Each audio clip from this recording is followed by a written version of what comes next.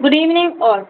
With immense pleasure, I welcome you on the second day of AICT Training and Learning Blended or Hybrid Faculty Development Program on concepts and application of machine learning and deep learning for real world problems with hands on training using Python from 10th October to 21st October 2022, organized by the Department of Electronics and Communication Engineering, NBA accredited College of Engineering, Perumal.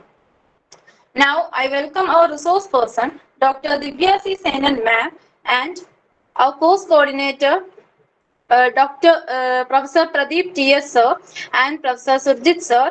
And also, I welcome all the external participants and staffs of College of Engineering, Perumal.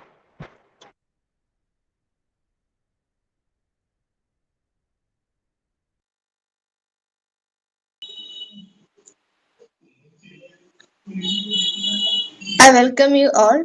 Now let us begin our first section, National Education Policy 2022 Implementation. For taking the session, I welcome our resource person, Dr. Divya C. Senan ma'am. Dr. Divya C. Senan ma'am is a recipient of Best Teacher Educator National Award 2019 by the National Council for Teacher Education and Chanakya Award 2021 for the Best Teacher Educator at national level by Indian Institute of Teacher Education, Gandhinagar. She received Masters in Physics from Mahatma Gandhi University, Kottayam with first rank and Masters in Education from School of Pedagogical Sciences, Mahatma Gandhi University, Kottayam. She has been a faculty in the Department of Education, University of Kerala since 2017. She was assistant professor at Srinarayana Training College, Nirmangal for 10 years. Dr. Divya ma'am has authored 3 books and edited 2 in addition to publishing chapters in 12 edited books and 17 research articles. Currently, she is a co-committee member in developing national professional standards for teachers. She is academically focused in education technology, STEM, and energy education. I welcome you, ma'am, to take over the session. Thank you, Amita. Good evening, Mananda. I'm so happy to be among a resourceful group. First of all, let me extend my sincere gratitude to the coordinators of this program, the principal, the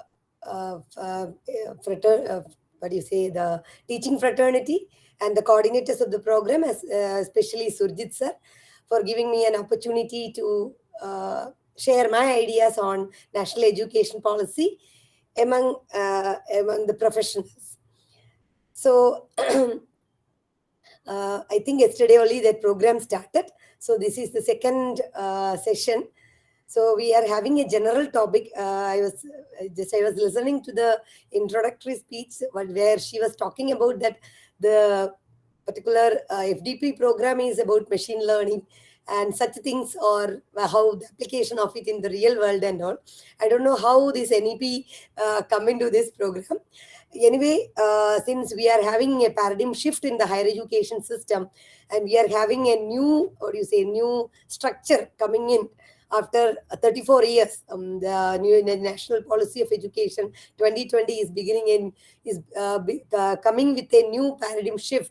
So this can be fitted to anywhere, any FDP programs, because even a national education policy, the main focus of national education policy is teacher preparation, and they also emphasize the importance of continuous professional development among teachers. And so now let's go to the to the recommendations, or the concerns, the challenges, the suggestions given by National Education Policy 2020. I think more or less this is a general topic, and there are lots of concerns and challenges among us, because as we all know, policies are always created and they give lots of recommendations as well as suggestions. but later when we start implementing it, then only we find the challenges behind it. So similarly, like the various what do you say various recommended various policies which we had during the Kothari Commission, as well as the new education policy in 1986. Similarly, so unlike from the two earlier policies, here in national in the new policy, we know that the entire structure is changing, because though in the earlier policies we know, and currently the existing Indian higher education system is following more or less a British system of education. But the new education policy is coming up with a liberal system of education, which is more or less similar to that of education system in USA.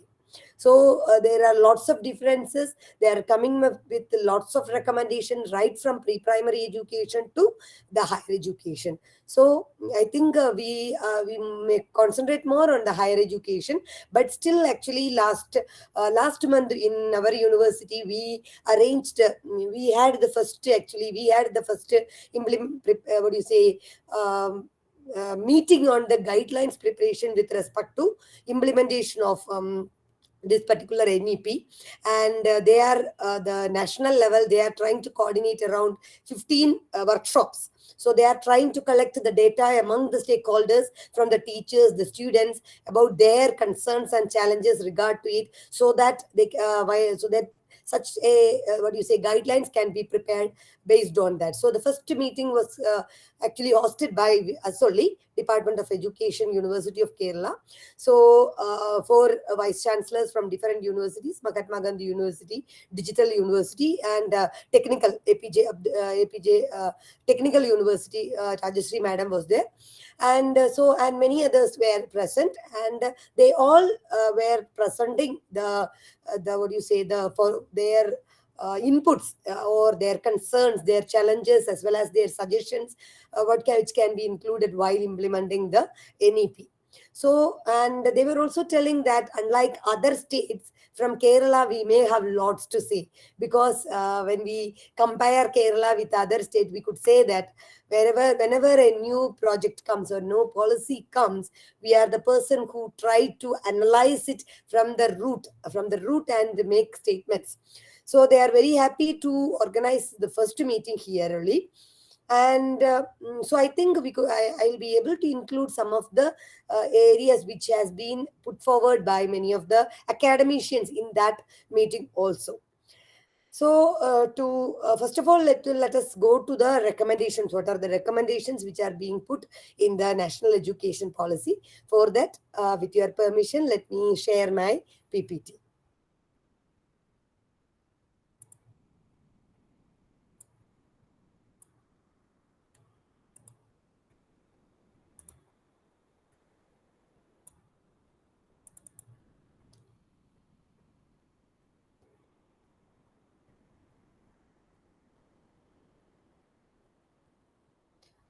Hope this is visible. Is it visible? Excuse me. Yes, yes, visible, ma'am. Okay, thank you. Thank you, sir. So when we say about NEP 2020, actually the five pillars upon which NEP 2020 is being constructed is the affordability, accessibility, quality, equity, and accountability. So, and they are trying to ensure the continual learning through adult education programs.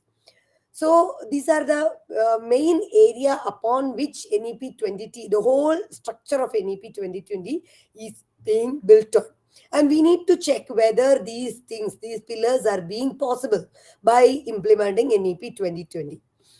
And when we talk about the accessibility and affordability and all, as we all know, India is the second populous country in the world after China, second populous country in the world. And but when we take about the enrollment ratio, we can say that though we have around 75 percentage or 78 percentage of gross enrollment ratio at our school level, when we come to the enrollment ratio with respect to what do you say the higher education, we could see that we are still in only 26 percentage. So that is one of the drawback of our higher education system. So there are lots of challenges with respect to higher education system, that is with respect to the accessibility towards higher education system. So through right to education or free and compulsory education, we are able to we are able to reach the target of around 78 percentage in the school education. But what happens to the higher education? അവിടെയാണ് നമ്മുടെ ഏറ്റവും വലിയ പ്രശ്നം. Higher education, in the higher education, we are able to reach only 26 percentage. And now NEP has come up with the project that their intention is that by 2030 we should be able to raise the 78 percentage of gross enrollment ratio with regard to school system by towards 100%. That is 10 percentage of GER. That is what is expecting by 2030. And with respect to higher education, we are expecting that it should be raised to 50 percentage by 2035. Then that will be a huge challenge towards with respect to as well as higher education is concerned, because we know that now as UGC has come up with a new what new mode of learning or new mode of teaching called blended learning approach. Say they have come up with a concept not on concept on blended learning approach, and they are trying to say that through this blended learning you will be able to include more and more students into the higher education system. Because as we know, there are no lots of universities in the eastern as well as in northern states of our country, and when compared with Kerala, so the shortage of universities and colleges are there, and as a result the students in very rural areas are not able to get higher education. So these are all factors which leads to the low enrollment ratio in with respect to higher education. So there are lots of things we need to NEP is suggesting that you should come up with the online learning projects, online learning methods, technology should be implemented. So but we need to analyze whether these these solutions are possible or not. Because when even during the COVID-19 pandemic, though we were talking about educational technology for quite long period, from 70s we are talking about educational technology in every field. Even in when we take the case of Kerala, we could say that the movement, technology movement or educational technology or in integrating technology into education was possible to a great extent in school education. But even in higher education, we are not able to attain that to that extent. And we could see that challenge during our COVID-19 pandemic. During the school education, the kite, as we know, the kite who is in charge of this particular technology integration in schools, they were able to start the schools on June, the very first June, through a program called First Bell program, and they were able to do that in a very good manner to a great extent. But when we come to higher education, whether in arts and science colleges or in professional colleges, we could see that we were not able to give accessibility to the entire our students. We were not able enough to provide justice to our students. Though in our universities also we moved to LMS, learning management systems, but there were a great percentage of students who were not able to access this particular mode of education. So in that case, even in Kerala, which is having a very the high standard of living, we could say that when you go to rural areas in India, we could see that they are not able. There are many places in India where they don't have electricity. So in such a case, if we are implementing blended learning mode, will it be possible for the entire population to have access on these areas? So we are trying to bring up GR to 50 percentage, but there will be a lot of challenges which we need to take up. So this is the thing. First suggestion is to increase the gross enrollment ratio. And at present, when we come to GDP also, we could say that India, we are only spending 4.43 percentage of India's GDP in higher education, not only in higher education, for total education. So now we are trying, now the NEP is recommending that the GDP, and if we take the GDP, percentage of GDP spent by developed nations towards education, we could see that around 15 to 20 percentage of their total GDP is spent for education in most of the developed countries. If you take either UK, USA, any European countries, you could see that. But when we come to India, we are spending only for 0.43 percentage. And as we know, during this time, during quite for what do you say, during for the last 5 or 6 years, we could see that again the funding are very coming to very less. Even earlier, I think before 10 years and all, there were huge funding from the central government for education, for scholarships projects, and many other infrastructure facilities and all. But now what is happening is that everything everywhere there is curtailing. And as we know, NAC is the accreditation agency, and we could see that only those institutions which are getting high, what do you say, high rank by the in the accreditation profile, they will only be funded with many such initiatives. So again, those universities who are lacking infrastructural facilities as well as resources, they are again going back and back. So this is happening. So there are lots of what do you say, flaws, or lots of concerns with regard to all these things. So we are trying to increase the GDP, percentage of GDP spent for education to 6%, and it is a very good move as well in the NEP, because it is very necessary. And the as we talked about the pillars, where it is given considerable importance to equity, diversity, and inclusion in higher education. That is equalizing the access to higher education opportunities in India. We all know that still we are having lots and lots of disparities with respect to access to higher education. When we talk about access to higher education, as we were talking earlier, I told you, no, that we are having 78 percentage of GER, gross enrollment ratio. When we there are lots of dropout rates, as well as wastage, stagnation, everything is there. But when we come to higher education, we could see that it is coming low to 26 percentage. So there are many reasons why our GER is coming down. So here NEP is aiming to increase the access opportunities of students, and mainly from the socio-economically disadvantaged group, and focuses on equalizing the access opportunities by attending to their specific problems. As we all know, we are now having inclusive classrooms. So these inclusive classrooms are, what do you say, we are promoting inclusive classrooms in order to bring in inclusion in our higher education system.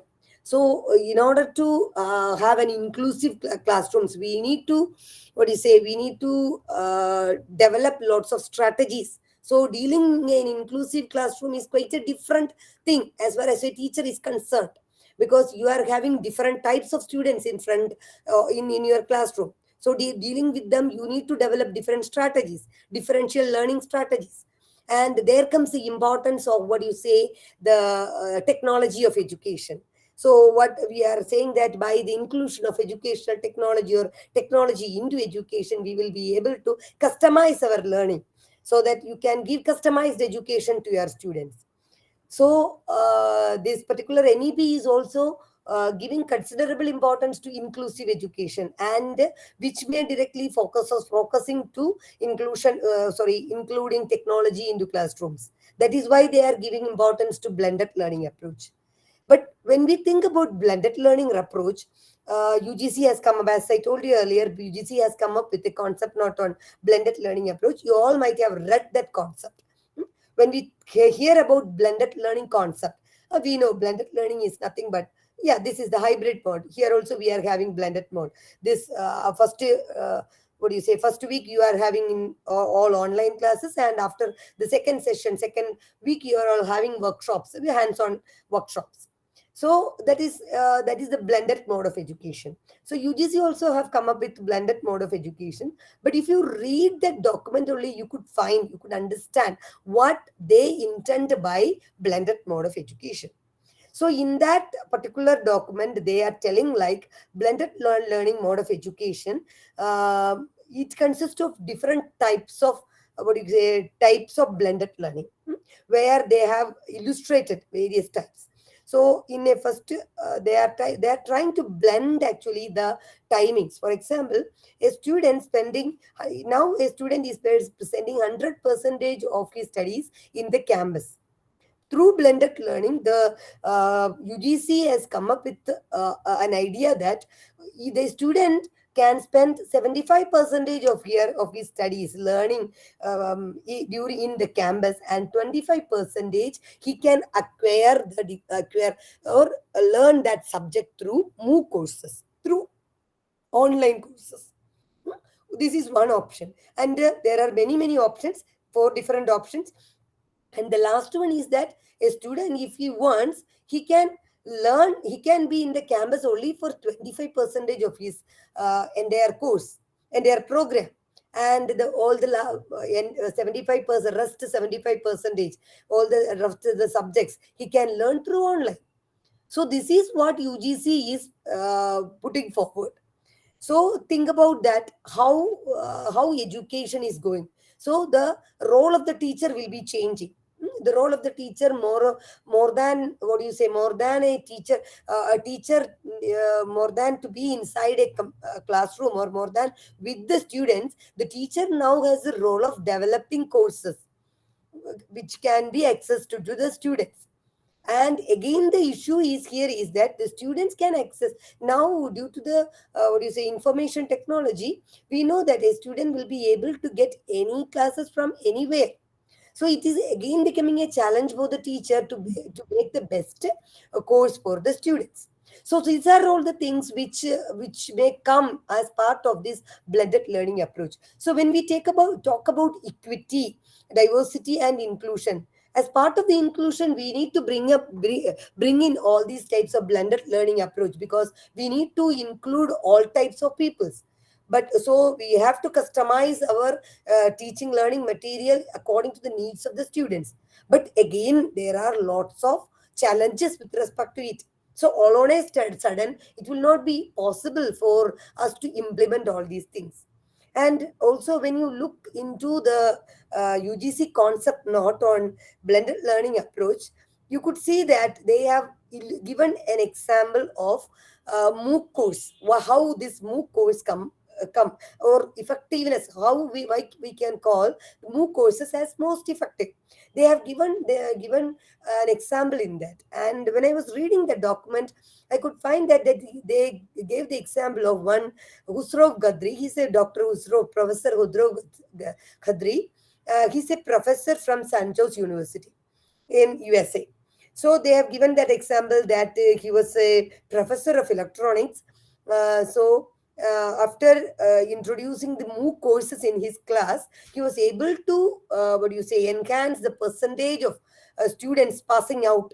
Earlier, the percentage of students passing out for that particular program was 25 percentage, and after a MOOC course was introduced, when the MOOC course was replaced for his lecture classes, he could see that 75, and he introduced a MOOC course from MIT, and he could find that the pass percentage has increased to 75 percentage. So they are trying to bring in an evidence from a particular instance by the Dr. Husrov Gadri, and saying that MOOC courses are very effective. So out of curiosity, actually I just referred who I just wanted to know who is this Husrov Gadri and all. I thought of reading more about him. So I was just going, I went to his particular profile and I was reading. And as we all know that in US and all, the feedback from the students are very important. After the classes or after the course, the management or the government, they take the feedback from the students, and based on their feedback only, the teachers will be given promotion, as well as they will be retained in that colleges or universities. So that is the case in many of the developed nations. And as we all know, the salary drawn by the professors or the teachers of the colleges or universities are not the same in all the colleges across across US. So depending on the standard of the what do you say, ranking of the university, their salary also varies. So that is the case, and this very much the feedback from the students is a very important factor, and that will be displayed even in the website also. So I came across the feedback from the students. I could see that many of the students have given very very bad feedback about this Hosrov Gadri. They were telling like he was actually dealing with introducing what do you say, electronics. That is the basics of electronics. He was taking lecture class on basics of electronics, and most of the students were commenting like, since it is the basics of electronics, this particular lecture class is not helpful for the students, because he is telling even the basics of electronics, and so they are not able to go to the what you see, without getting the foundation they will not be able to build up. So what happens is that most of the students fail. So during maybe many due to these reasons, he have come up with this particular MOOC course and by MIT. And when his classes were replaced by this MOOC course, all the students they passed, they excelled. So this, maybe this is only because his lecture classes were poor. So with this particular instance, we cannot say that MOOC courses will be more effective than the live classrooms. So these are the cases. So there are many many challenges when we introduce these type of things. But still we know that in a diverse populous country like India, or a country with a diverse geographical background, diverse what do you say, different types of people, every and languages, everything is different. So we need to have customized form of education. But even then we need to think about, in order to have equity and inclusion in this particular diverse country, we need to understand, we need to analyze the situation carefully, and only then we need to include, because of the various disparities. When we talk about the disparities in access to higher education has three dimensions, namely regional disparity, group disparities, and also disparities between sexes.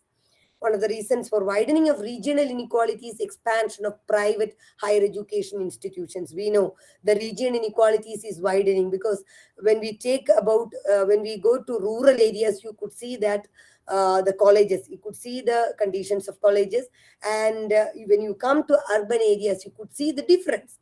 And again, you could see that states with higher share of private institutions accounted for higher GERs, and states having predominantly public universities and colleges have a lower density of institutions and GERs. And now there are lots of private institutions coming up. Gender disparities also we know, that is the enrollment is skewed in favor of men. Still we could see that women are we could see that there is low enrollment with respect to STEM education. When we come to science and technology, we could see that there's still the enrollment ratio, or those who are working, also working, the women who are working in the STEM education, science and technology area, are much much less when we compare it to men. So the condition, there is disparity with respect to gender. And the one of the actually now NIPA, National Institute for Educational Policy and Planning, New Delhi, they have come up with some implementation strategies. What are the implementation strategies we could do to various recommendations given by this particular NEP? So one of the such the recommendation they have put forward is the development of campus diversity policy. That is a very good step, or it is a it should be the first step towards institutionalizing social inclusion in campus. It is very very important that we need to have a campus diversity policy, very very important. And we need to have what do you say, a repository of the various things which is happening with respect to inclusion. Everything should be there in our campus. So that will be a very good what do you say, it should become a repository from where you could have you could get the data for anything, for employment opportunities, for skill development, for anything that can be used. So that is a very important recommendation, and very important strategical move from the part of NEPA also. And when we come to higher education institution, the next recommendation they have set is that standard setting in higher education institutions will be under the control of Higher Education Commission of India. So soon the UGC University Grants Commission will not, but it will no more exist, and the Higher Education Commission of India, a big umbrella, will be coming. All other all other small things will be coming under, or Higher Education Commission will act as the single regulator in higher education system. Actually, that will be, I don't know how to what extent that will give, that will be a good move with respect to the governing, when we take about, when we talk about the democratic governing system happening. So and higher education, with this particular recommendation, are trying, they are not mentioning regarding, there is no mention regarding representation of the concerns and aspirations of the state. As we all know, education is in the concurrent list, and currently we have a, lots of institutions which is dealing with many areas of higher education, and we have such a governing system. And if there is a Higher Education Commission of India which is centrally administered, there will not be any representation of the concerns and aspirations of the state. So this we can say that it is exactly the violation of the existing federal principles. And but the thing is that the recommendation shows that there should be a Higher Education Commission of India. But how this Higher Education Commission of India functions, or how this will be structured, nothing of such things is being done in the National Education Policy 2020. One of the major drawbacks of national education policy is that there is nothing about the implementation strategies, or nothing about the feasibility of its implementation. So, and when we go to the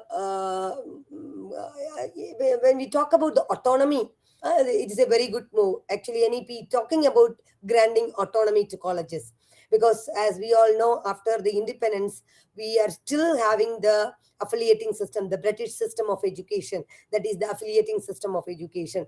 All the colleges are being affiliated to the university, and now it is a burden for the university, because lot number of colleges are affiliated to universities, and it is becoming very a burden, or it is very difficult for the university to distribute its functions to all these colleges.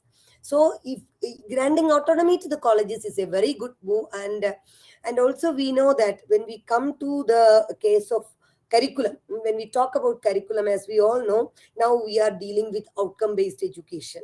We are all having outcome based education curriculum, outcome based curriculum. So prior to, I think even in engineering colleges, it is the place where actually the outcome based curriculum has been introduced first. And there were many things with regard to that. And almost all the engineering colleges, as well as now the universities and science, arts and science colleges, everybody has moved to the outcome based education curriculum. And the main aim behind this outcome based education curriculum is that here we are giving importance to outcome rather than objectives. So, and even when we are developing the outcome based curriculum also, we are trying to say that whenever we implement this outcome, uh, when evaluation comes, we need to evaluate the students based on the outcome written on the curriculum. That is how it is happening. I know that you are all dealing with mapping of outcome based education and all. You are all doing that. Then you could understand how these are being mapped, how the outcomes are being mapped after your examinations, whether your outcomes are being attained or not, whether there is any attainment gap. All these things come. But at that time, the main challenge with respect to a teacher is that if the curriculum is not prepared by the teacher, actually this curriculum will be prepared by the board of studies or the faculty of the university. And after the development of this curriculum, these teachers of various colleges are entitled to implement this particular curriculum. So again, there are a lot of chaos and confusions when we take this particular curriculum, and even question paper also come from the university, and we need to assess them. So there is a mismatch with respect to outcome based curriculum, because when we talk about the concept of outcome based education, the teachers should prepare the curriculum, the teachers should be the one who should set the questions, and that teachers should evaluate the students on the basis of the outcome attainment. So this is the concept of outcome based education. But when outcome based education curriculum is implemented in our present scenario, there was a mismatch between all these things. That is why still we are not able to map our curriculum. There is many things, because the external examination comes from an external board, and it will be evaluated by some other people, so we will not be able to map all these things.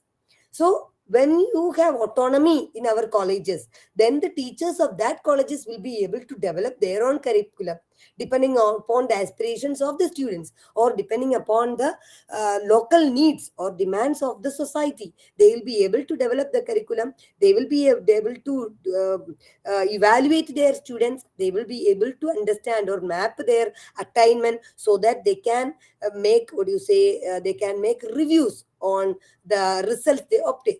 So autonomy is a very important thing. Granting autonomy to colleges. Even we know that even when working in a private college, private university, and a public university, you could find the difference. The autonomy, or the autonomy experienced by, or the autonomy enjoyed by a teacher in a public institution will be much higher than a private institution. Yes, I know many teachers who have come to who shared me many experiences of their experiences in their private colleges. So the autonomy, I experience my what do you say, my I enjoy a lot of what do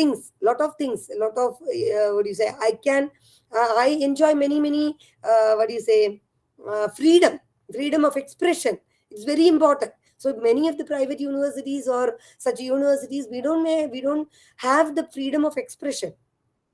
So autonomy of institutions is a very good move, granting autonomy to each institutions. And again, they have come up with the, what do you say, completely changing the system. We are now having that British system. We are having Senate, syndicate, all those things. So they are trying to say that control of autonomous colleges will be completely left to board of governors.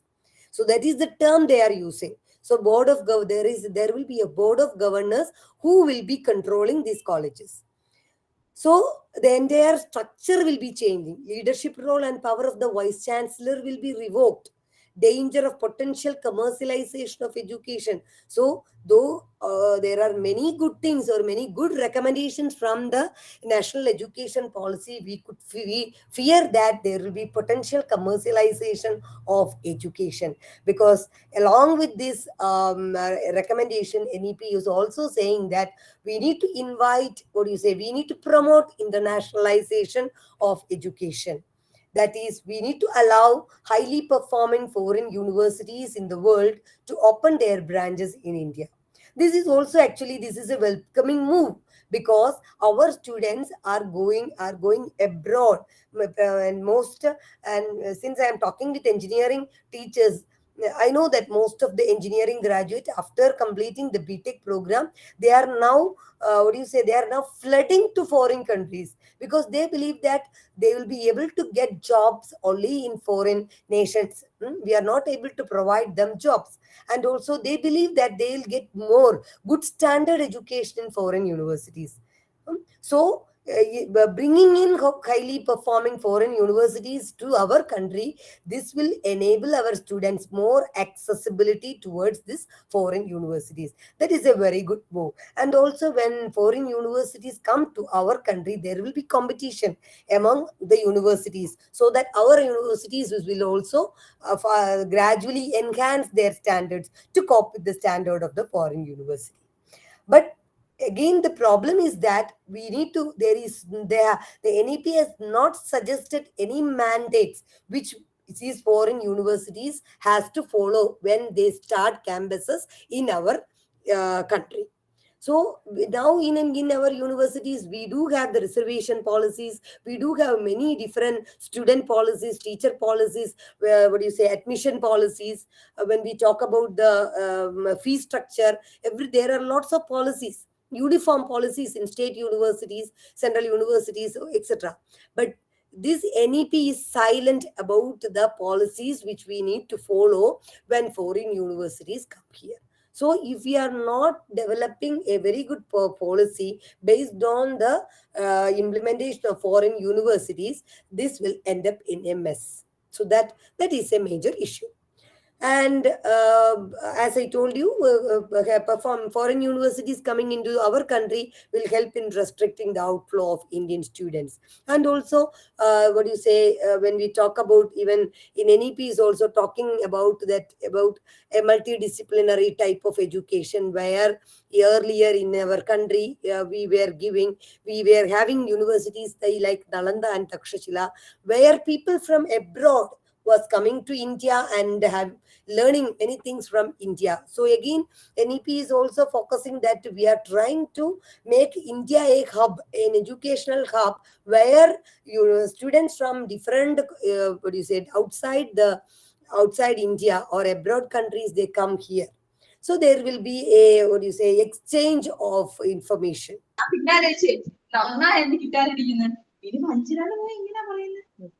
So, excuse me. So, social justice should not be supported with the entry of foreign universities in India. So, that is very important. Social justice should not be supported. Again, also that we need to say that there should be a regulatory mechanism to monitor the fee structure in these universities, which is nowhere it is commented upon. And another thing is that we need to say that a very important step they have taken is to set up a national research foundation to promote research in the country, which is a highly appreciated step. Actually, though we are having researchers in our universities and colleges, we know, as UGC has come up with what do you say, the career advancement program and all, and they have come up with many criteria where teachers has to follow, teachers has to do researches. So along with our teaching learning processes, we need to undertake many research programs. So so what happens later is that the research, the quality of research has come down, because research has become a mandatory thing for many things. And what happens is that even though those who are not at all interested in research are also forced to do research, and the quality of research is now coming down. And we could see that from the percentage of predatory journals which is emerging day by day in our country. So this starting up of a national research foundation, which may control, or which may act as a regulatory body for controlling all these types of unethical issues with respect to research, then it will be a very good thing.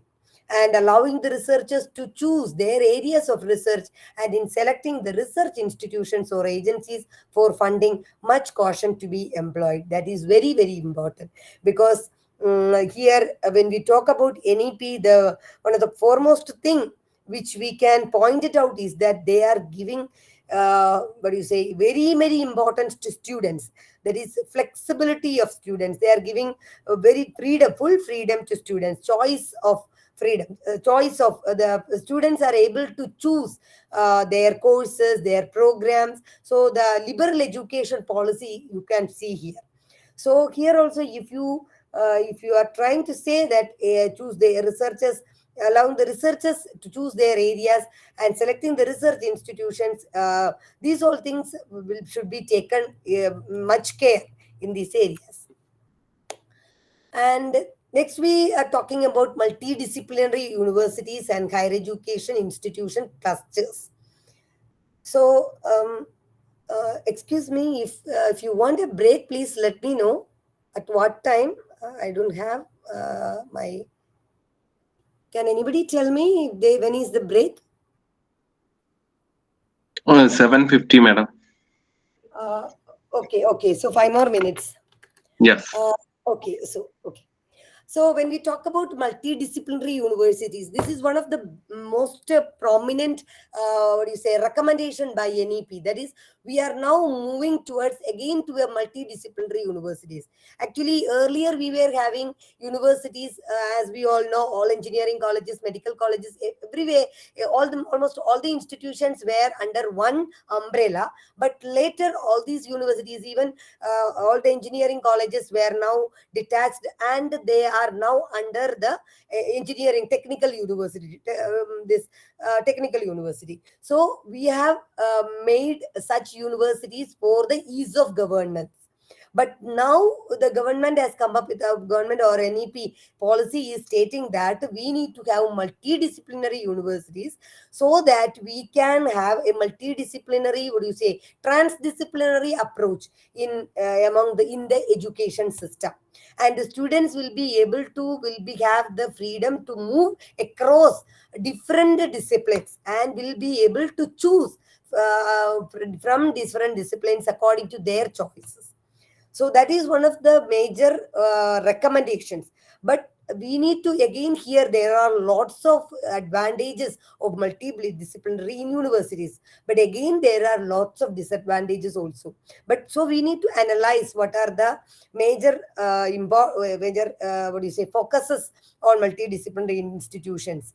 And as we all know, India's higher education system is predominantly an affiliating system, in which postgraduate departments are constituent units of the university. Now, in most of the universities, our departments deals with only PG courses, and where almost undergraduate programs are being given in the college affiliated colleges.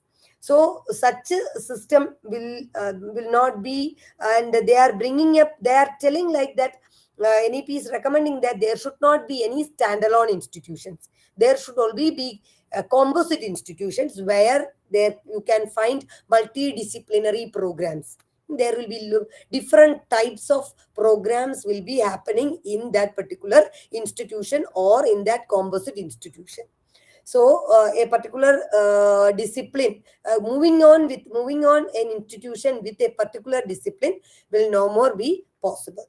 So, National Education Policy 2020 recommends multidisciplinary universities and colleges in place of an affiliating university system. So, almost all the affiliating colleges will be, what do you say, detached from these main university. For example, when we take University of Kerala, we have lot number of colleges affiliated to the university. So, they are trying to say that the university will stand alone. It can have the departments and it can work as a research or teaching university, whereas each college they can develop their infrastructure, they can develop their resources, and they can become and stand alone, they can become a university. Like that, when we go to US and all, you could see universities, you could see that colleges have their autonomy, their own autonomy, that such type of colleges they are preferring. So, moving to large multidisciplinary universities and higher education institution clusters. These clusters means if a particular college is not able to what do you say stand in its own, it can get hand with some other colleges, nearby colleges, and form a cluster, so that this particular cluster will be able to give multidisciplinary programs. So if you have engineering colleges, and if you have medical college, if you have some what is some occasional other colleges in the nearby, or if you have what do you say arts and science colleges nearby, this engineering college and the arts and science college can go hand in hand, so they can form a higher education institution cluster where the students will be able to move across the program, across the courses.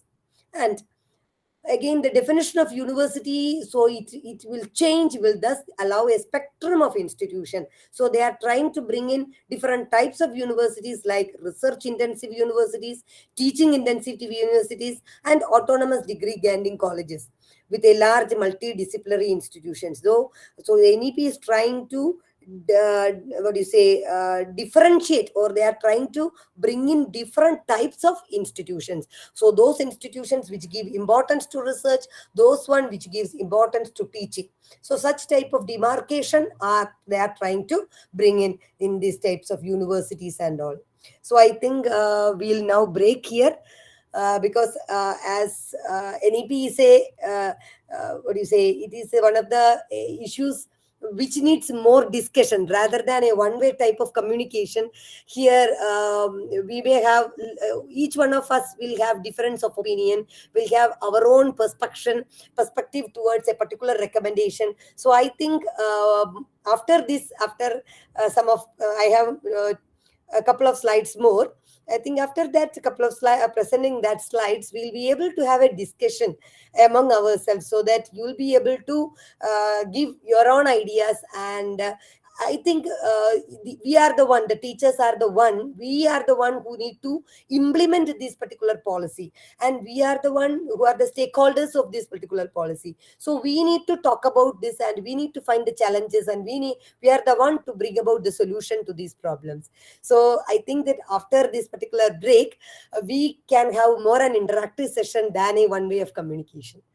Okay, thank you. Have a good break.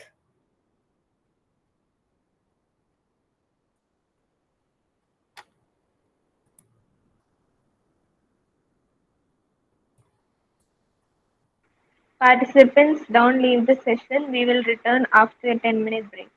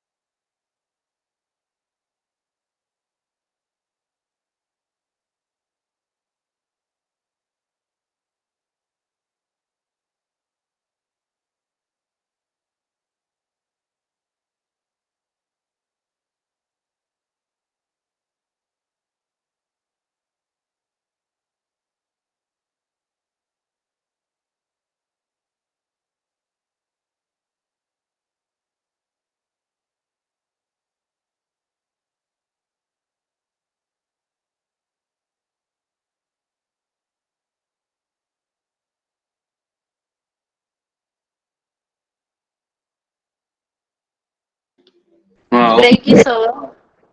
Now we can resume the session. I welcome Dr. Divya C. Senan ma'am to take over the session. Thank you, Gauri. So I think we'll move the slides again, and after presenting that slides, we'll have a discussion. Okay. So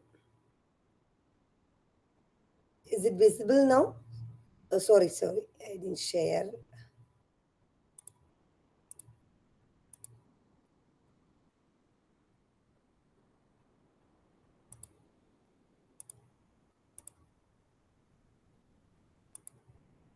I think it's visible now. Yes, ma'am. Okay. So we were talking about the multidisciplinary universities and higher education institution clusters. So as I was talking earlier, they were proposing three different types of universities. So they are the research universities focusing equally on research and teaching, teaching universities focusing primarily on teaching, and colleges focusing only on teaching at undergraduate levels. So which is a which is much similar to that of the American system of education. So, and when we talk about these multidisciplinary institutions, so what they meant by multidisciplinary institutions, so they have given a definition for that, like it is an institution where courses are offered and research is carried out in all disciplines and streams, such as science, technology, social science, humanities, professional disciplines, and vocational education under a single institutional framework and governance and management. Actually, earlier we were having these types of institutions. It is intended to provide holistic and multidisciplinary competencies for students by promoting flexibility to choose courses from diverse disciplines according to their interest and to promote research beyond the rigid boundaries set by disciplines. So here comes the liberal education, where the students are able to choose their own their own disciplines according to their choices or interest. So that is the importance of multidisciplinary institutions, and there we will be having a multidisciplinary or transdisciplinary approach. So there comes the importance of they are also trying to bring in the ABC for ABC Academic Bank of Credit and all. One of the very prominent recommendations by NEP. Here, actually, now the students we are entitled, or the students are entitled to pick up a program which is being developed already. Because if a student is going for a particular degree, for example, if he is trying to choose BSc Physics for his undergraduate program, that student will have to learn either chemistry or maths as a subsidiary subjects. So it is just like that. There is no lots of choice for him. But here in this particular recommendation, NEP is bringing up with the giving freedom to the students, where the student will be able to pick any discipline. He can match with any discipline. For example, when I was doing my postdoc in a university in USA, it was University of Alabama. I could see that I was doing something related to energy education. So basically, my first PG is in physics and my second PG is in education, and my PhD is basically in education technology. And when I was going for postdoc, I opted on energy education, which is it is a mixing of physics and education. So I am quite sure that that particular program or the such a type of postdoctoral opportunity will not be possible in a country in India, because in this with this present educational policies. Because here we don't have that type of multidisciplinary or interdisciplinary curriculum approaches. So in US, I was doing a postdoctoral program on energy education, and I could see that one of the postgraduate student, he came to that particular department for doing energy economics. So he was a student of physics, and finally for his undergraduate program, and now has come for energy economics. So such type of variation. So a physics here, a student studying in physics, he will not be able to take a subsidiary or another elective subject as economics or as politics or as music. So this is the liberal education where the students are given the freedom of picking electives or picking up their courses according to their choice.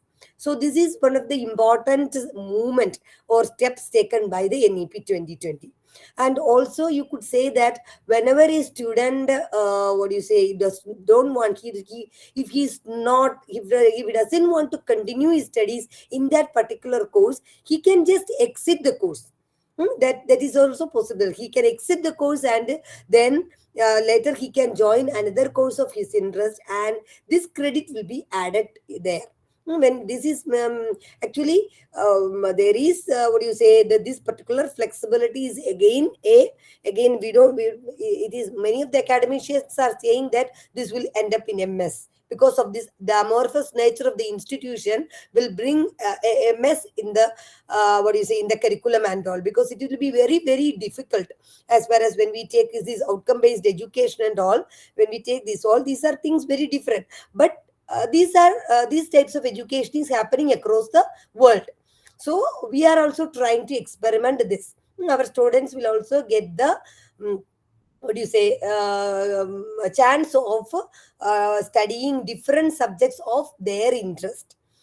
So and again the problem, there are many challenges with respect to this exit entry program also. They are telling like as I told you earlier, it is a continual learning. There is at any time you can learn at any stage of your age. That is the main focus they are pointing out. If a particular individual, he after finishing two semesters, if he is not able to continue with his studies, maybe due to his personal problems, or sometimes maybe due to his financial issues, there may be many reasons, so he is not able to continue his studies, then he can exit.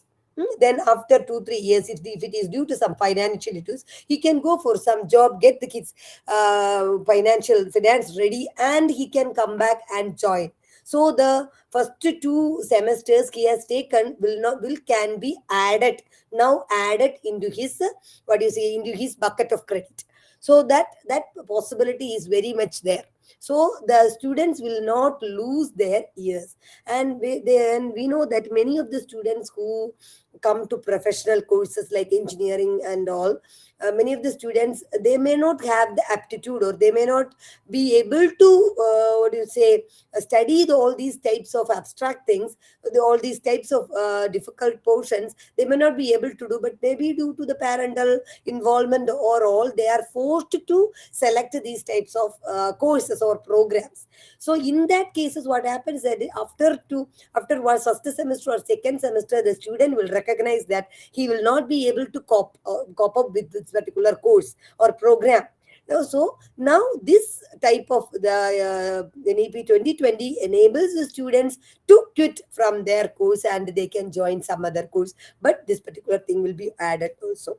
And another thing is that when we take engineering degrees into account, they are suggesting that after a student who has completed his first year of the BTech program, if he don't want to continue with this program, he will be given a certificate.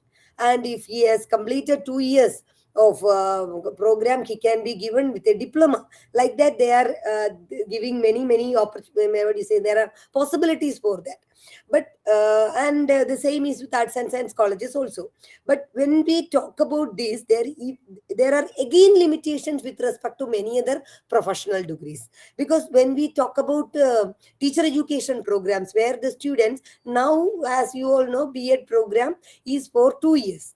And now they are bringing up integrated teacher education program, where the B.Ed will be integrated into the arts and science program, and the students will be learning for 4 years. After the 4 years, he will be coming up with a BSc Ed or BSc B.Ed degree. So if a student will have the option, a student may not, he will be interested in becoming a teacher, but after entering into his, what do you say, entering into the course, into the program, BSc integrated B.Ed program, and if you don't want to continue with that program, and if he is exiting in between, he cannot be given a certificate of such type of certificate as we do in engineering degree, because in engineering that will be possible, because a mere, because during the first two semesters or the initial year, first year, he'll be learning many things or basic things, but so he can be given a certificate. But what happens to ITEP program is integrated teacher education program. There the student is only learning only one course from the entire program. So the student, after completing one program, 1 year of study, will cannot be able to given any certificate, because it is mandatory that NEP is suggesting a teacher who has completed 4 years of ITEP program will be given the certificate of a teacher education. So there are lots of anomalies, or there are lots of challenges with respect to these type of things when we take NEP into consideration. But these are all things which can be solved in the due course, but it needs lots of, what you say, rework and everything. So the policy also moves Indian Institute of Liberal Arts to be set up as a model multidisciplinary liberal arts institution. As you all know, currently or presently, we could find that huge funding or more skewness can be found towards science and technology when compared to humanities or social sciences. When we talk about about funding, when we talk about the resources, everything, we could say that even in universities, you could find that that particular, what do you say, എന്താ പറയുക, നമ്മൾ പറയില്ലേ, ഒരു രണ്ടാനമ്മ type തരത്തിലുള്ള ഒരു approach എല്ലായിടത്തും ഉണ്ടാവും. Even in universities we could say social science അല്ലെങ്കിൽ ലിറ്ററേച്ചർ എന്ന് പറയുന്ന departments, they are given always A second rate ആണ്. അപ്പം സയൻസ് ആൻഡ് ടെക്നോളജി എന്ന് പറയുന്ന ആ departments, they will be given more funding, because they need to have more lab technology and all.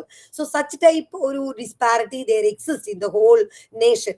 And now NEP has come up with the Indian Institute of Liberal Arts, which should be a model multidisciplinary liberal arts institution, and they are suggesting that to put humanities education on equal footing with science and technology education. So that is also a very good move, because they are giving considerable importance to science, humanities, with what do you say, in line with which goes in line with science and technology education. And now coming to standard setting and accreditation for higher education. So നമുക്കെല്ലാവർക്കും അറിയാം, now we teachers are burdened with a lot number of things. പണ്ടാണെങ്കിൽ we need to teach only, പഠിപ്പിച്ചാൽ മതി, but now we have to do research, we have to teach, we have to do what evaluation, ഇതൊക്കെ സഹിക്കാം. We have to do lots of clerical jobs, because എന്താ പറയാ, often or okay, ഇങ്ങനെ എന്താ പറയാ, accreditation process, we have to do IQAC programs, we have to do NIRF, National Institute of this ranking framework, there are such types of clerical works we have to do, RUSA, something we have to do, lot number of things. We may have, every time we have to fill up lot items. So എന്താ പറയാ, we are now, teachers are burdened with works. So but accreditation process is a must for the institutions. But accreditation process is a huge Herculean task, that it has become more than a teaching learning process. We are spending lots of time for these types of clerical jobs, teachers. So here also they are trying to they are saying that there should be an accreditation system for higher education, and they are calling it as NAC, National Accreditation Council. They are envisaging to set up a meta accrediting body called the National Accreditation Council as one of the verticals of HECI. So as you all know, Indian higher education system is the second largest system in the world after China, and currently we have around 993 universities, 39,931 colleges, and 10,725 standalone institutions. And further, after NEP 2020 implementation, these standalone institutions will not have existence. More than 3/4 of our institutions and 2/3 of the enrollment are in private higher education institutions. And quite sure that this percentage will increase. The quality of such a vast, diversified, and expanding system remains a challenge in India. So, this particular challenge can be solved only through standard setting.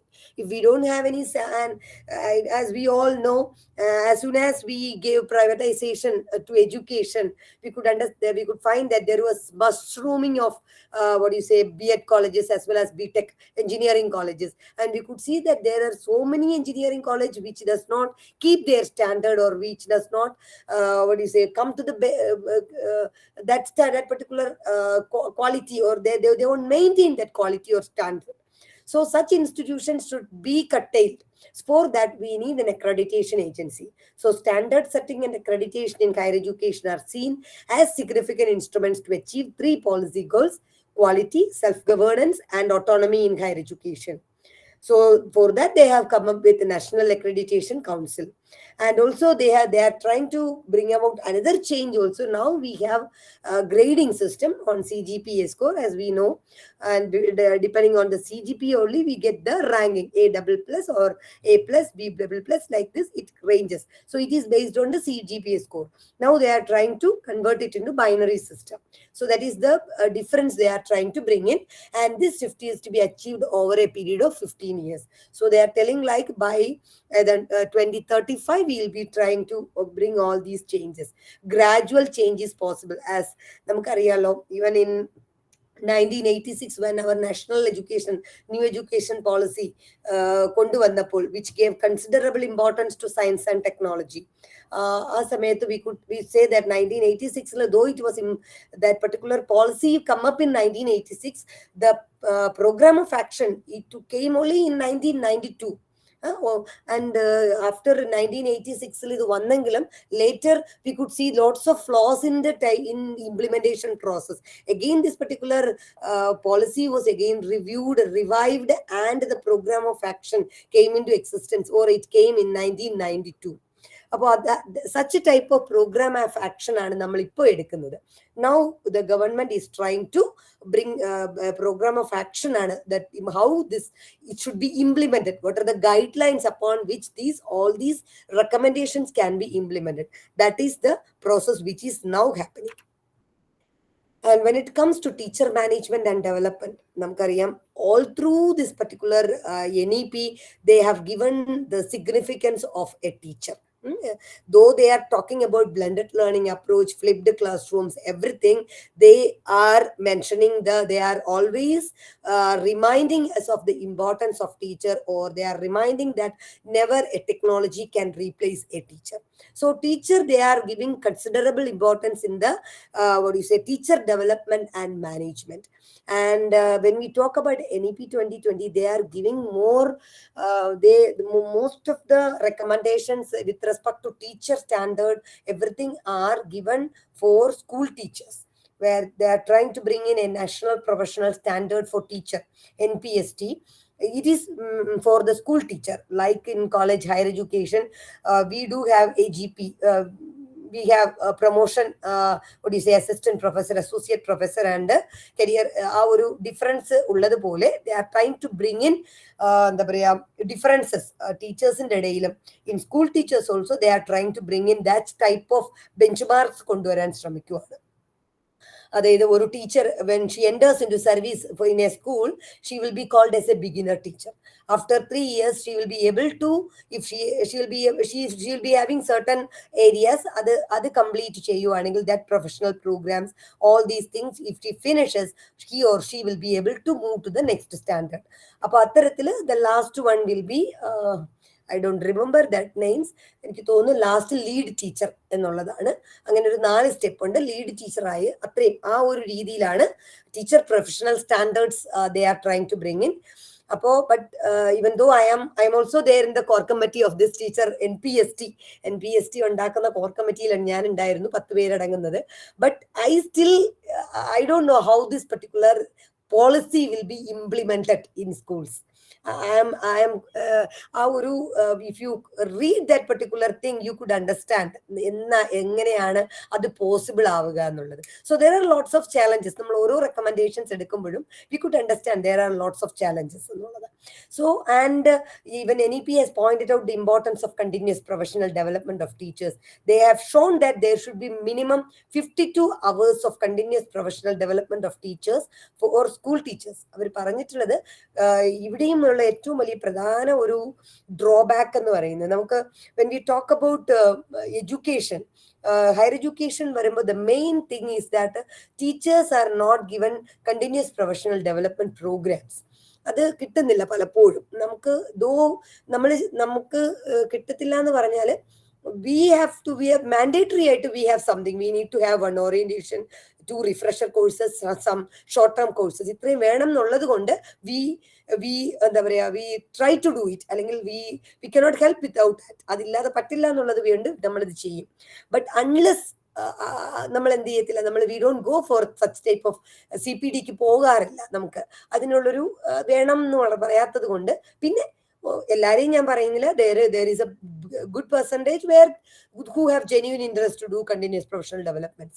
പിന്നെ ഇപ്പൊ നമുക്ക് ടീച്ചേഴ്സിനെ കുറ്റം പറയാൻ പറ്റില്ല. Because higher education teachers they are fed up with all the work. So such വളരെ ബുദ്ധിമുട്ടാണ്. ഇപ്പോ even I know this particular program FDP program നടക്കുന്നു.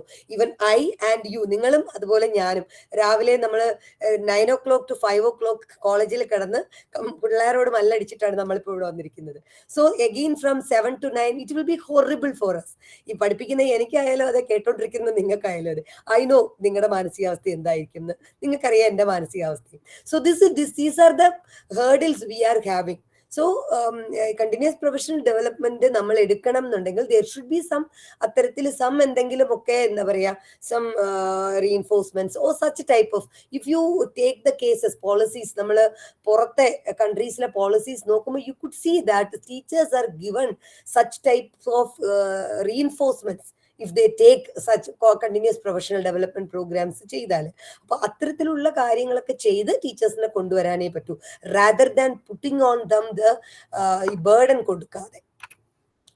And finally, the occasionalization and skill development in higher education. So they are trying to integrate vocational education with general education.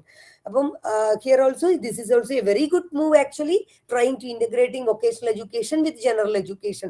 Very important, because we say that നമ്മുടെ കുട്ടികൾ outcome based education curriculum വരാനുള്ള കാരണം തന്നെ now though after completing their BTech degree, the students we could find that the corporate എന്താ പറയാ managements നമ്മുടെ TCS ആയാലും അതുപോലെ നമ്മള് കമ്പനീസ് വന്നിട്ട് they are giving internship programs for these students.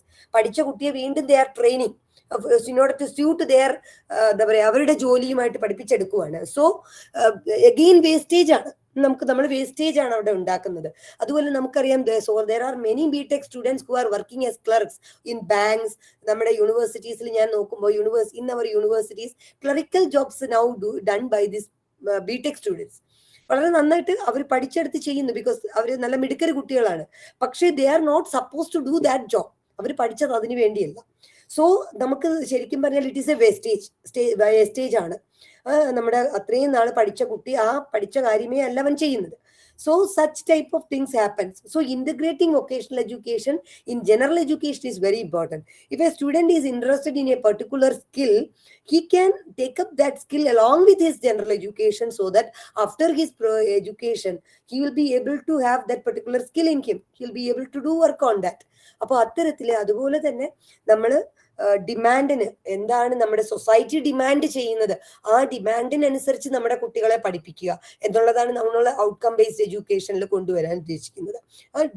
U need to find out the demand of the society or demand of the industry, and you need to develop, then you based on that you try to develop the curriculum, so that students after finishing that program, he will be most wanted by the community or the society or the industry. That is the thing behind it.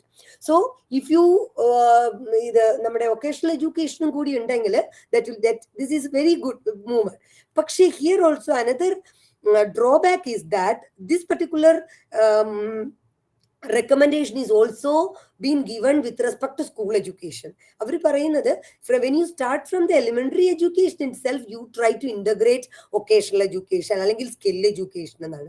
The thing is that ഒരു സ്കൂളിൽ പഠിക്കുന്ന കുട്ടി ഒരു ചെറിയ കുട്ടിക്ക് ആ സമയത്ത് അവന് സ്കിൽ എഡ്യൂക്കേഷൻ കൊടുക്കുമ്പോൾ we are limiting him. That is the main thing. We are limiting him. We are talking about many multiple intelligence. We are talking about many psychological theories, multiple intelligence theories and all. And then we are asking them that to limit giving him a particular skill. So that is, from my perspective, I find it is very not that much good, because a student, ഒരു കൊച്ച് ചിലപ്പോൾ അവന്റെ വീട്ടിൽ നിന്ന് ഇപ്പൊ നമ്മൾ കാണുന്ന ഒരു കാര്യമാണ്, ഡോക്ടേഴ്സിന്റെ മക്കളെല്ലാം തന്നെ ഡോക്ടേഴ്സ് ആവും. എഞ്ചിനീയേഴ്സ് ആണെങ്കിൽ most probably they become engineers. ടീച്ചേഴ്സിന്റെ മിക്കവാറും ടീച്ചേഴ്സ്. ആ ഒരു tendency, there is a common tendency like that.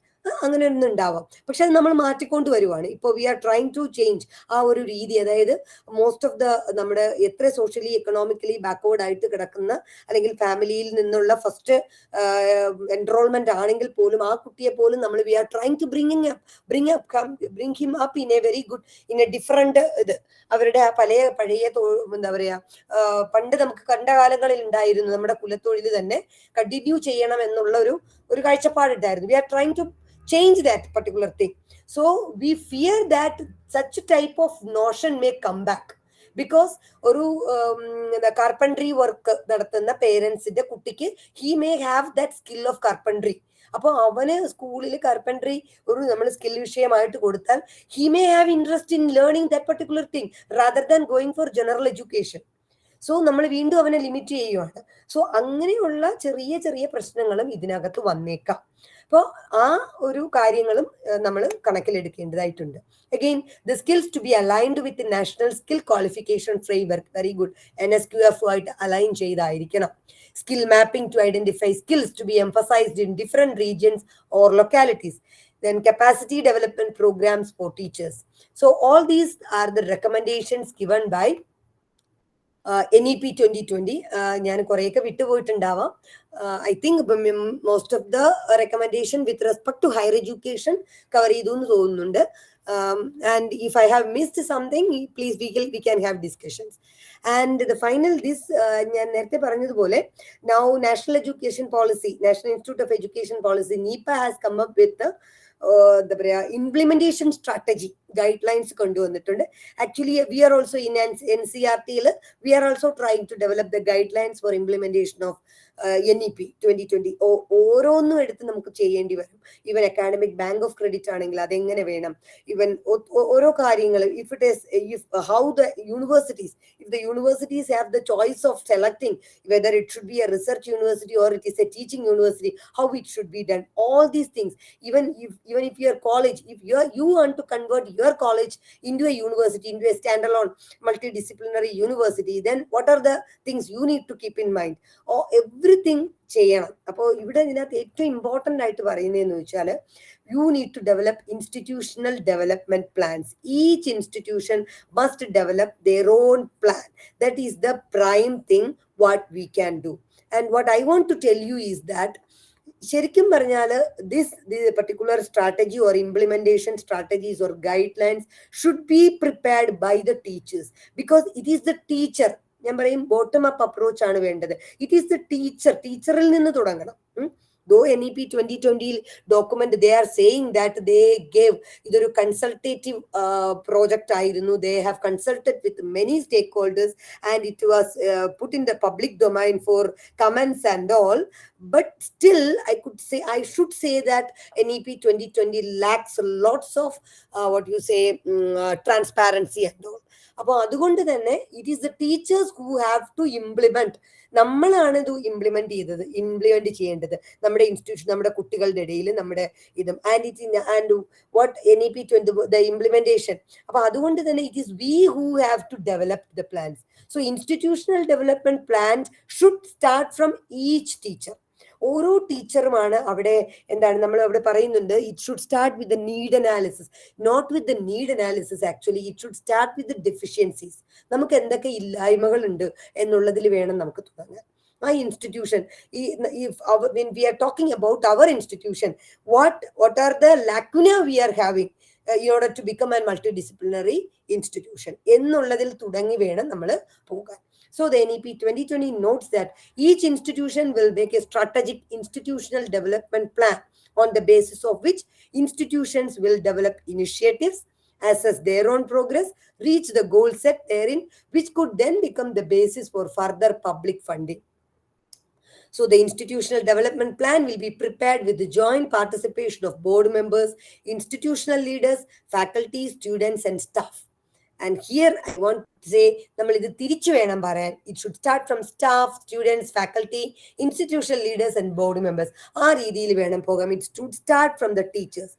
Teachers in the we are the one who are trying to implement. We are the one who are trying to mold this particular NEP 2020. NEP 2020 always policies are only recommendations or suggestions. It becomes implementation varumbodana. How it gets implemented, that avadeyana adinte gist kidakunathu. NEP 2020 നമ്മൾ നോക്കുമ്പോൾ everything is good. ഒരു completely ഒരു ഞാൻ പറഞ്ഞില്ലേ ഇങ്ങനെ ഇരിക്കുന്നതിന് we are നേരെ മറിച്ച് വെക്കുവാണ്. We were having an UK British system of education and now we are moving to an American system of education. അപ്പോൾ അതിന്റെ ഒരു lots of changes, ഒരു paradigm shift തന്നെ നമുക്ക് ഓരോ കോഴ്സിലും ഓരോ പ്രോഗ്രാംസിലും അത് ഉണ്ടാവാം. അപ്പോൾ അത്തരത്തിൽ even in implementation strategies how the teacher should be എല്ലാ കാര്യത്തിലും അത് വരാം. ആൻഡ് നമ്മൾ പറഞ്ഞതുപോലെ customization of education, that is, and technology will bring in a lots number of changes. When customization of education comes, natural language processing, everything comes into picture, because as we know, India is a diverse country with different geographical background, different languages, different cultures. So there is the importance of natural language processing when we customize these things. So നമുക്ക് അതിനെ എടുത്ത് കളയാൻ പറ്റില്ല. Technology is an important factor here. അതെല്ലാം നമുക്ക് വേണം. But at the same time we cannot lose many different things also. When എന്താ പറയാ, ഞാൻ നേരത്തെ പറഞ്ഞതുപോലെ UGC കൊണ്ടുവന്ന കോൺസെപ്റ്റ് നോട്ടിൽ 25% ഒരു കുട്ടി ക്യാമ്പസിൽ പഠിച്ചാൽ മതി, ബാക്കി 75% ലെറ്റ് ഹിം ലേൺ ത്രൂ മൂക്ക് കോഴ്സ് എന്ന് പറയുമ്പോൾ അവിടത്തെ ആ കുട്ടി when he comes to campus, he is coming to campus not to learn things in the book or from the classrooms. He is in the campus he is learning many things. He is acquiring many skills.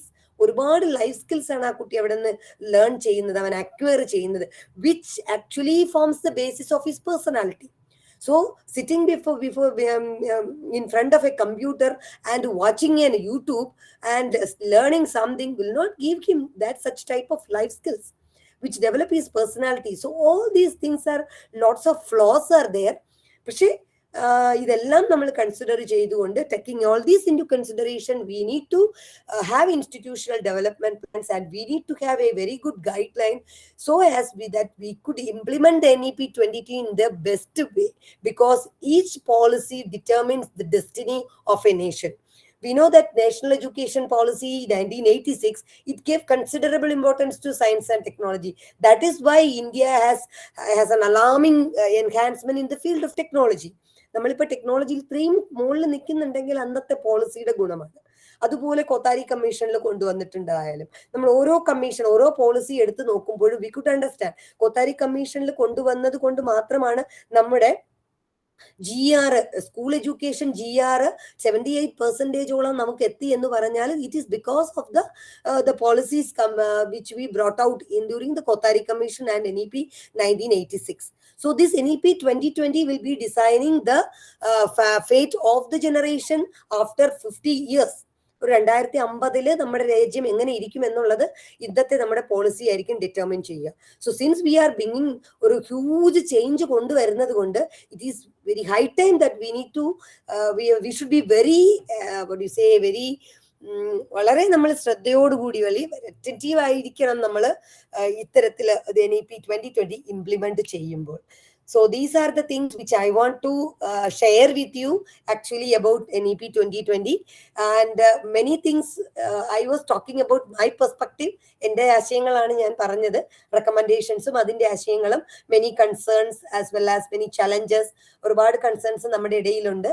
So, and whenever I talk about NEP in many platforms, I get more and more information. Even this about the skill-based training, I couldn't find any defect with respect to skill-based training introduced in education, in general education. But when for a conference, I went to Maharashtra, Marathwada University. So I was giving a keynote address there, and was talking about the NEP and its advantages as well as concerns. And I was not pointing this particular point. ഈ ഒരു കാര്യം ഞാൻ പറഞ്ഞില്ല, എടുത്തു പറഞ്ഞില്ല. Vocationalisation of education is very good എന്നുള്ള രീതിയിൽ പറഞ്ഞു. But I could find that many, അതിനകത്ത് നിന്ന് പല പ്രൊഫസേഴ്സ് എണീറ്റ് പറഞ്ഞു, teacher you had made a mistake, ഇവിടെ ഒരു പ്രശ്നമുണ്ട്. Because you could see that many students, Marathwada എന്നൊക്കെ പറയുന്നത് ശരിക്കും പറഞ്ഞാൽ it is very rural area in Maharashtra. I was going to Nilanga എന്ന് പറഞ്ഞൊരു സ്ഥലത്തായിരുന്നു. Nilanga is a very Latur district. It is a very rural area, and we could see that many students come from എന്താ പറയാ places. Many of the students are അവരുടെ എന്താ പറയാ family background എന്ന് പറയുന്നത് ചിലപ്പോൾ വളരെ സോഷ്യലി എക്കണോമിക്കലി ബാക്ക്ഗ്രൗണ്ട് വളരെ പുവർ ഉള്ള കുട്ടികളായിരിക്കും. കാർപ്പൻറ്റേഴ്സിന്റെയോ അത്തരത്തിലുള്ള സാധാരണ ജോലിക്കാർ, നോട്ട് വൈറ്റ് കോളർ ജോലിയുള്ളവരൊന്നും ആയിരിക്കില്ല. അപ്പൊ ഈ സ്റ്റുഡൻസിന് when they go to schools and when they ഇങ്ങനത്തിലുള്ളൊരു ഇത് കൂടി കിട്ടുവാണെങ്കിൽ അവരെ സ്വാഭാവികമായിട്ട് വീണ്ടും അവരുടെ കുലത്തൊഴിലോട്ട് പോകാനുള്ളൊരു സാധ്യത അവിടെ ഉണ്ട്. അങ്ങനെ ഒരു ആശയം പല ടീച്ചേഴ്സും എന്നോട് പങ്കുവച്ചു. And I could see that ശരിയാണ്. Because I never thought of such an instance. Because in Kerala നമുക്ക് അത്തരത്തിലുള്ളൊരു സിനാരിയോ ഇല്ല. We can't find any such type of ഒരു രീതികൾ നമ്മൾ കാണുന്നില്ല. പലപ്പോഴും എല്ലാ കുട്ടികളും തന്നെ മുൻനിരയിലോട്ടും അല്ലെങ്കിൽ സൈക്കോളർ ജോബിലോട്ട് വരണമെന്നും ആഗ്രഹിക്കുന്ന പിള്ളേരാണ് നമുക്ക് കൂടുതലും കുട്ടികൾ.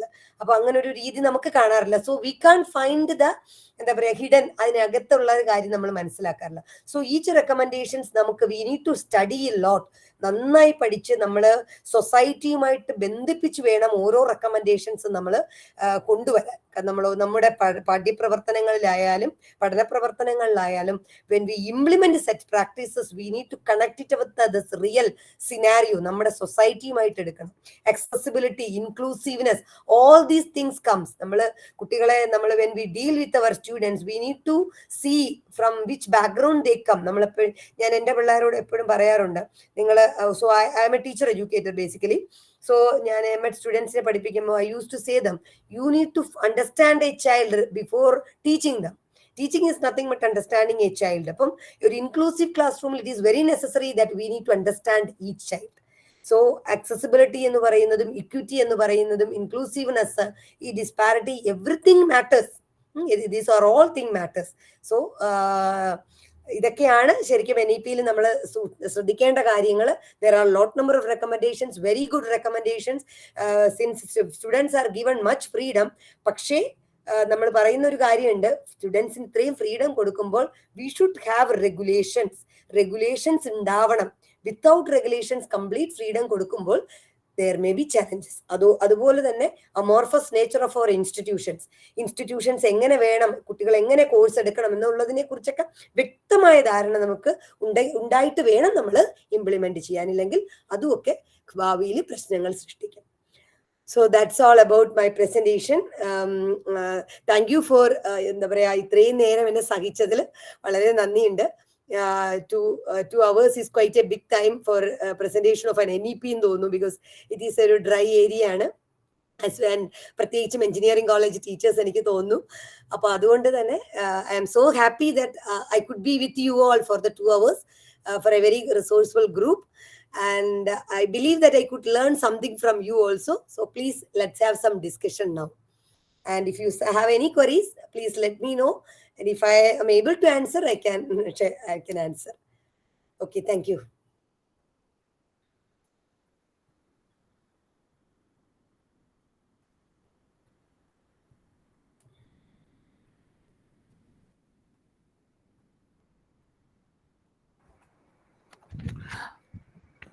Good evening, Dr. Divya. Good evening, sir. Yeah, so this is Bibin, and I'm from St. Gitt's College of Engineering. So, Changanasheri. Yes, yes. Yes, yes. I was working in Changanasheri actually. That's why. Okay, I'm a research scholar over there. Okay, okay. Uh-huh. All right. So, I just, earlier I was working in an engineering college. So, Mm-hmm. I had a very big concern over there that, after the BTech or say the MTech, Mm-hmm. many of the good students, they usually come back to us, right? Seeing them, we feel so happy, but they are just coming back to us to tell us bye, right? Goodbyes. If you ask why, they are all going to US or UK or Germany for having their higher education, right? Mm-hmm. And maybe I don't know, maybe they want to settle over there, but Mm-hmm. if the campus of these foreign universities are availed, or Mm-hmm. if we are having this campus of the foreign universities over here, we could Mm-hmm. stop some of the good students, right, Yes. from going to these foreign countries, and we could stop this kind of what you call brain drain, right? Brain drain, so that our good students remain over here, right? Many of our good students remain over here, and we will be having a good student community, and thus we'll be having a good society, right? So Yes. what's your opinion on that? Yes, sir. Actually, I was mentioning about this in my presentation also. Internationalization of education. That particular concept, actually, it was in India. It was even in Kerala, as you know.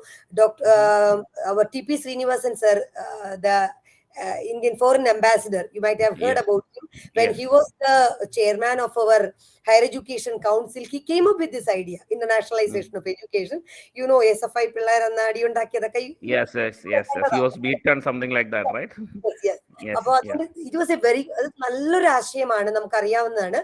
Almost all of the പല പലത്തിൽ പല കൺട്രീസിലും അതുള്ളതാണ്. But ഇവിടെയും നമ്മൾ we are welcoming the aspect of internationalisation of education. But only thing is that there should be regulations. അവിടെ Hmm. മാത്രമേ ഞാൻ പറയുന്നുള്ളൂ. അതായത് when an international university, for example, എനിക്ക് I want to study in എന്താ പറയുക Stanford university.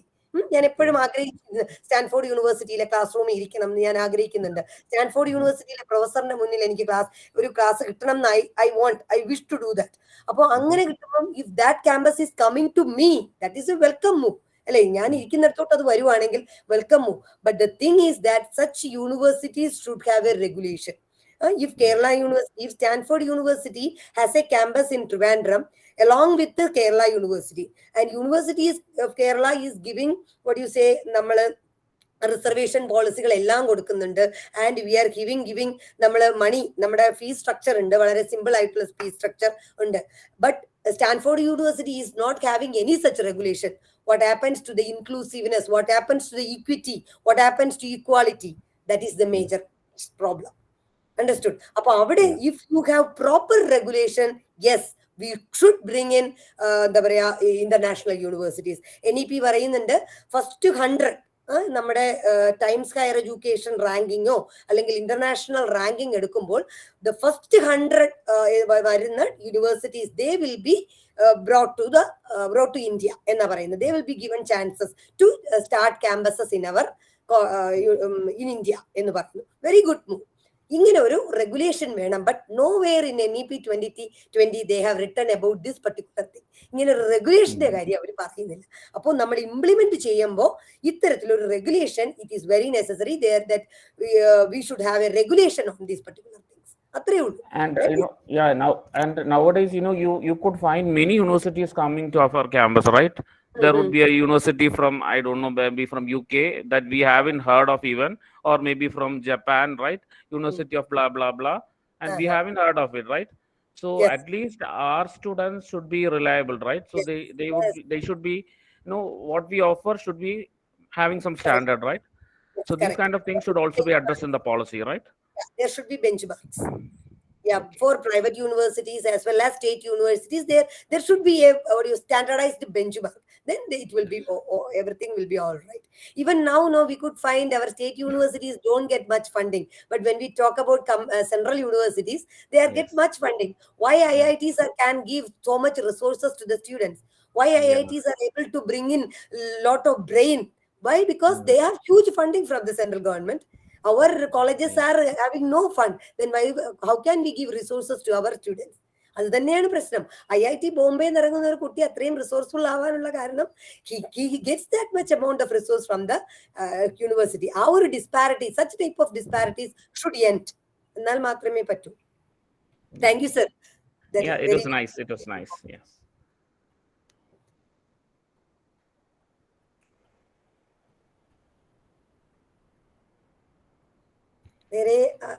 Anybody else? If this is a discussion actually, നമ്മളിപ്പോ ബിനുസാറ് പറഞ്ഞതുപോലെ ഓരോരുത്തർക്കും ഉള്ള ആശയങ്ങൾ you can share with me. And even I know that engineering colleges, കഴിഞ്ഞ ദിവസം I told you we had a meeting here and Rajashree madam was there.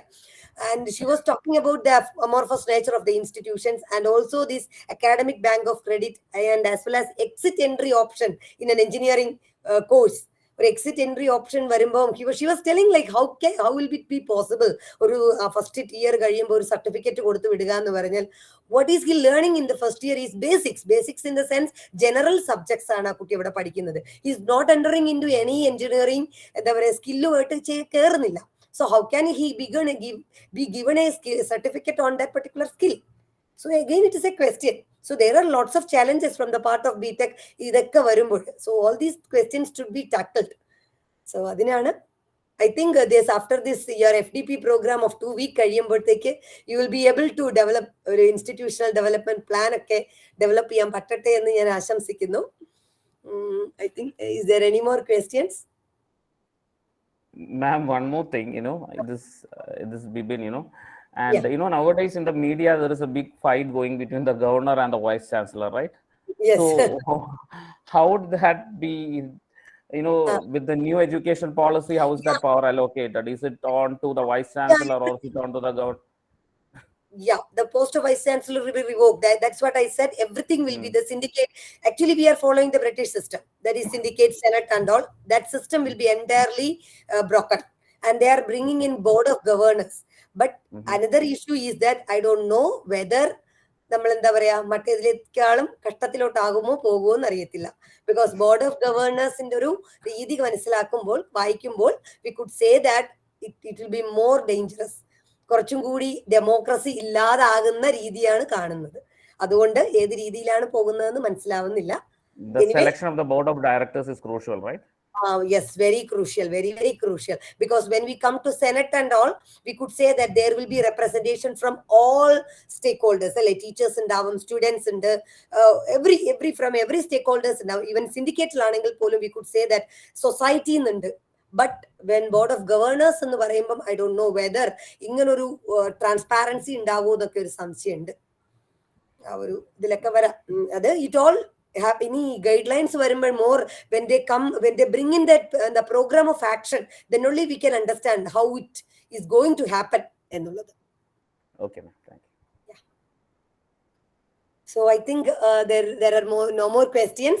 So thank you very much. I think Surjit sir is here or not? Yes. Yes. Okay, sir. So once again, thank you for giving me a chance to be with the engineering teachers group. I think all are engineering teachers. So, and even myself, actually, I have done I just finished my MTech in educational technology. And it is again a interdisciplinary program. A teacher from with MEd went for MTech. And now it is being offered, MTech in education technology is offered by NIIT in Rajasthan as well as IIT from Mumbai. So I think by NEP 2020 implementation, we could have more these types of multidisciplinary and interdisciplinary programs where the instinct ഉള്ള പാട്ടുകാര് നല്ല രീതിയിൽ പാടുന്ന കുട്ടികൾ അവർക്ക് ഇഷ്ടമുള്ള വിഷയങ്ങൾ എടുക്കാൻ പറ്റട്ടെ. മറ്റേ പണ്ടാണെങ്കിൽ നമ്മൾ പറയുമല്ലോ ആർട്സ് സബ്ജക്ട് പഠിക്കുന്ന കുട്ടിക്ക് കണക്ക് പഠിക്കാനുള്ള കഴിവില്ല എന്ന് പറയും. പക്ഷെ അങ്ങനെയല്ല, mathematics and music are so interconnected, even the notes and all. അപ്പൊ അത്രയും ഇന്റർ കണക്ട് ചെയ്ത് കിടക്കുന്നിട്ട് നമുക്ക് അതിനുള്ളൊരു അവസരം പലപ്പോഴും കുട്ടികൾക്ക് കിട്ടാറില്ല. But this liberal form of education will give the possibility for the students to do such things. അപ്പോ അത് അത്തരത്തില് ഉള്ള ഒരു എന്താ പറയാ ഒരു ഹയർ എഡ്യൂക്കേഷൻ വരട്ടെ എന്ന് ആശംസിക്കുന്നു. ആൻഡ് പറഞ്ഞു വന്നത്, I want to thank Surjit sir for giving me an opportunity. And thank you all, even the principal and all the whole teachers of the college. Even thank you so much for. Ma'am, 1 minute. Yes, sir. Okay. Ma'am, as a token of appreciation on behalf of you all, participants and our department, I would like to hand over you a virtual memento. Okay.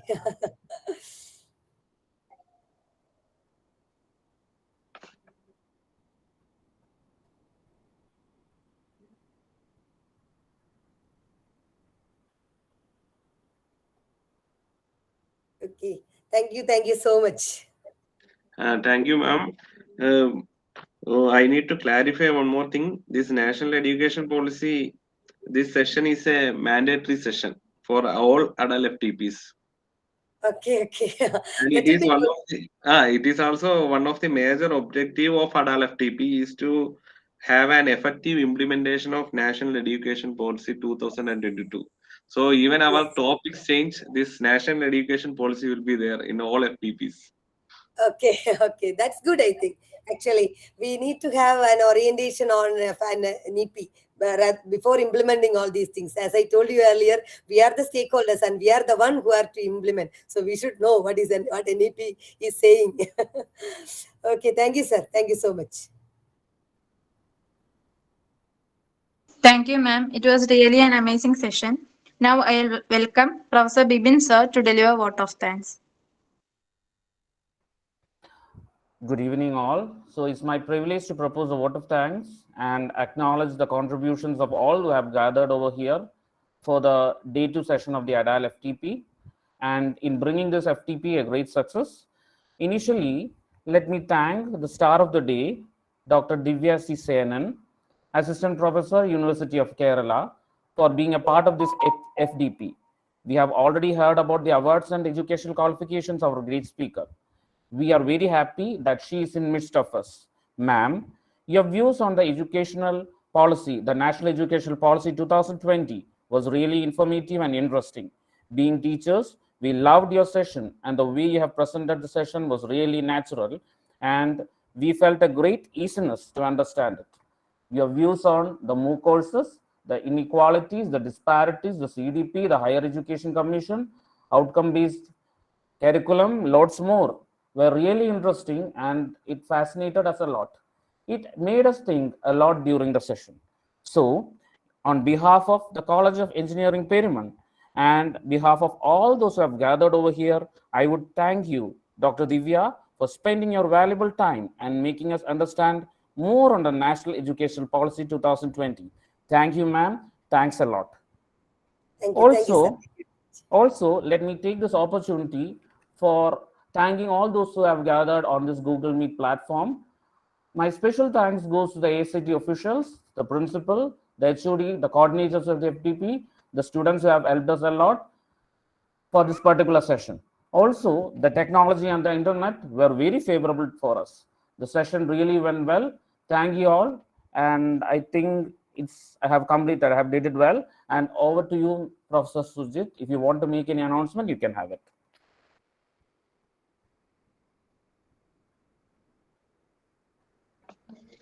Okay, this session is over, and tomorrow we can have the session at 6:50 p.m. Thank you all.